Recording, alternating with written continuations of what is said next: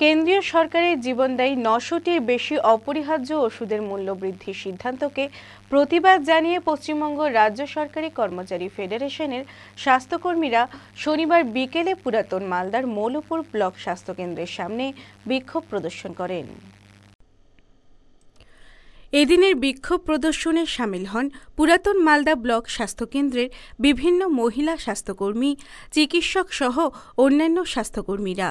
পুরাতন মালদা সরকারি কর্মচারী ফেডারেশনের ব্লক সভাপতি সৈকত ঘোষাল জানান, মাননীয় মুখ্যমন্ত্রী মমতা বন্দ্যোপাধ্যায়ের নির্দেশে ওষুধের মূল্য বৃদ্ধির প্রতিবাদে আমাদের এই আন্দোলন। বিভিন্ন জীবনদায়ী ওষুধগুলো অধিক মাত্রায় দাম বাড়িয়ে দেওয়ায় গরিব মানুষদের পক্ষে ওষুধ কেনা নাগালের বাইরে হয়ে যাচ্ছে। তাই আমরা কেন্দ্রীয় সরকারের অপরিহার্য ওষুধের মূল্য বৃদ্ধির সিদ্ধান্তকে ধিক্কার জানাই এবং এই মূল্য বৃদ্ধির বিরুদ্ধে আমাদের আজকের এই প্রতিবাদ কর্মসূচি। বিক্ষোভ না, অ্যাকচুয়ালি এটা হচ্ছে ধিক্কার সভা হলো একটা।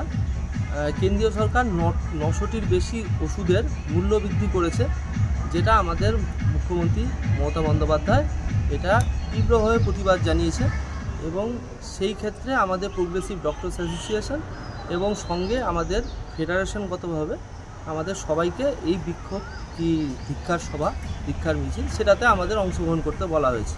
এবং এটা একটা সাধারণ মানুষের পক্ষে এই যে ৯০০টি ওষুধ আছে, এই ৯০০টি ওষুধ খুবই কস্টলি এবং এই কস্টলি ওষুধের যদি দাম এরকমভাবে বৃদ্ধি হয় তাহলে সাধারণ মানুষের উপর অনেক প্রভাব পড়বে।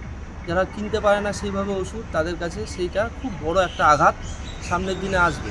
সেই হিসাবে আমরা প্রতিটি মেডিকেল কলেজে এবং প্রতিটি হসপিটালে এবং আমাদের ব্লকটাকেও ইনক্লুড করা হয়েছে, ব্লকগুলোকেও বলা হয়েছে যে তারাও যেন একটা ধিক্কার সভা করে।